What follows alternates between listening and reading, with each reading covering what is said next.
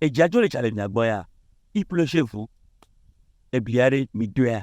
Aïe, mi deux. Asniare mi deux. À côté, il se doit n'y pas. Ouais, vous avez pu planter quelque chose.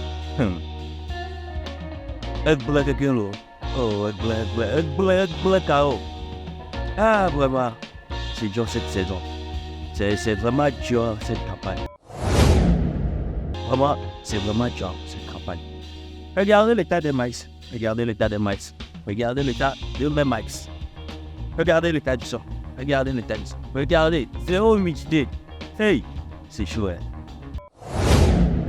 Bon, je ne vais pas beaucoup m'introduire parce que vous me connaissez déjà. Pour ceux qui sont nouveaux et ceux qui sont venus nouvellement sur cette chaîne, je vais faire le simple promotion pour le promoteur de cette chaîne YouTube. Ils n'ont pas d'habitude de l'élevage de pêche, de foresterie, d'agro-business. C'est très mal au cœur. Bref, tout ce qui concerne le verre. Donc, si vous êtes nouveau, n'oubliez surtout pas de vous abonner, d'activer la cloche de notification pour ne rien rater,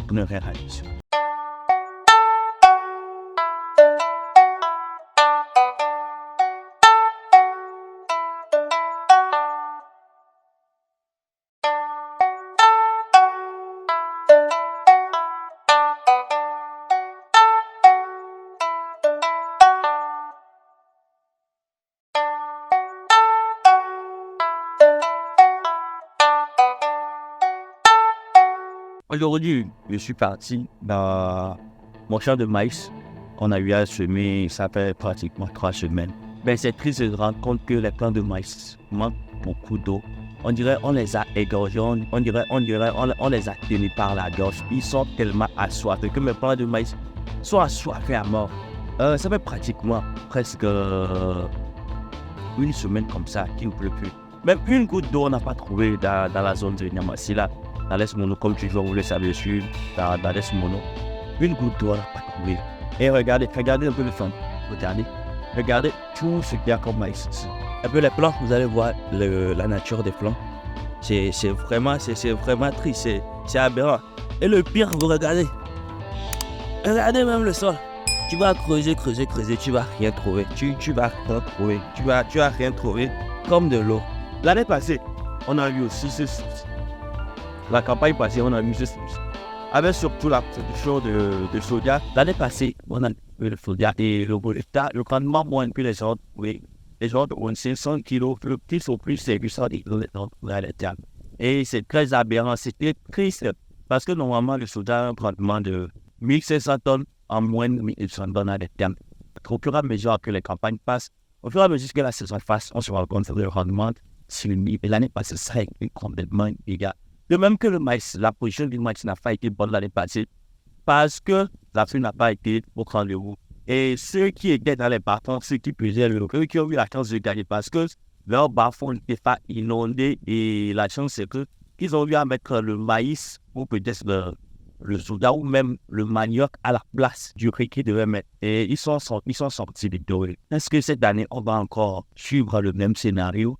Hey, on m'a dit ça. Et là, il m'a dit, il faut me dire, si vous, dans votre zone, c'est comment il pleut, qui sont pour il pleut, c'est cassé, il pleut vraiment. Mais vraiment, c'est de l'autre côté, il y a ce qui a fait un champ de pistache. Je vais vous montrer, vous allez voir la forme des couches. Le fruit, vous allez voir comment les fruits sont formés. Vous allez voir la nature des feuilles, vous allez voir comment les plants. C'est vraiment aberrant, c'est triste. Et puis, je te demande si vraiment, et là, on va pouvoir manger cette année ou bien on va importer nos produits du Ghana ou bien de la Chine. Alors que c'est eux qui viennent ici pour acheter les produits, viennent ici pour ramasser nos produits, pour aller chez eux là-bas, les Indiens, les Chinois et tout. Parce que, et là, aujourd'hui, on est déjà le 13 mai et bientôt la fin du mois de mai. En tout cas, vraiment, semaine. J'ai tellement mal, je demande même de mots pour m'exprimer, vraiment. Qu'est-ce qu'on peut faire face à ce Cléo qui est en train d'anéantir nos plans? Vraiment, c'est difficile. On ne sait pas si on va encore multiplier des réunions ou bien on va essayer de faire les cérémonies comme on a eu à faire ça l'année passée. Je vais vous raconter une petite anecdote. L'année passée, il y a eu ce même fléau, il y a eu ce même problème de sécheresse dans la zone. Et il s'avérait, par les ragots d'à côté, les villageois disaient que c'est comme ça. Il y a quelqu'un qui est parti voler le pénis du fétiche qui est dans le village. Donc, les adeptes ont pris le problème à cœur et c'était un truc aussi vérifié. Et ils sont partis faire des cérémonies pour pouvoir apaiser le cœur du fétiche, pour qu'il ne reflète pas sa colère, pour que les choses puissent se rétablir. Ils ont eu à faire des cérémonies, mais malheureusement, ça n'a toujours pas donné. Nos frères musulmans sont partis aussi, parce qu'ils ont aussi des cérémonies qu'ils faisaient des années antérieures, quand il y avait ce genre de problème, quand il y avait la sécheresse. Nos frères musulmans sont partis de l'autre côté. Il y a une colline à côté ici. Ils sont partis aussi faire des cérémonies. Genre, ils font souvent des prières. Ils font des prières. Et puis, ils tournent leurs habits, ils prennent les habits comme ça, ils tournent leurs habits derrière, ils font des prières. Et ils ont eu à faire ça aussi. Malheureusement, ça n'a pas marché. Et la sécheresse a perduré. Surtout dans le mois de juin. Et il y a nos amis chrétiens, nous les chrétiens, on a aussi eu à prier, mais ça n'a pas donné. Mais cette année, est-ce qu'on aura encore le même scénario? Est-ce qu'on aura encore le même problème? Est-ce que ça va aller?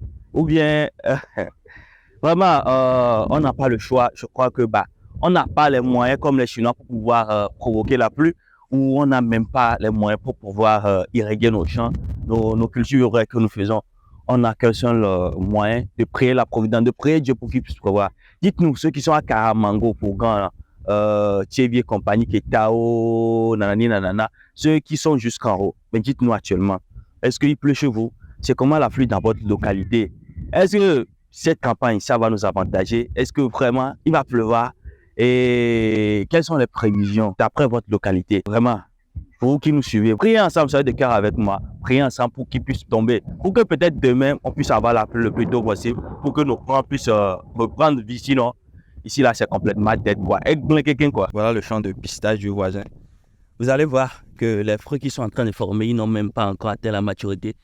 Les plants sont déjà morts. Certains même sont en pyroxylose. Ouais, il y a des plants qui sont morts ici. Problème de sécheresse. Regardez, il n'y a même pas d'eau dans le sol. Alors que les plants, les pistaches ont besoin de beaucoup d'eau. Vous voyez, un champ que le voisin, il a fait sur pratiquement un carré de l'hectare. Mais malheureusement, la pluie n'a pas été au rendez-vous.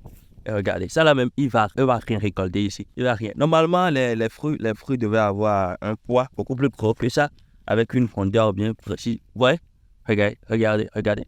Petit comme ça. Qu'est-ce que tu peux pouvoir faire avec ça? Ça là même, tu vas rien récolter dedans. Donc, je crois qu'il va devoir simplement essayer de retourner le sol ici et puis ressemer autre chose quand les pluies vont commencer.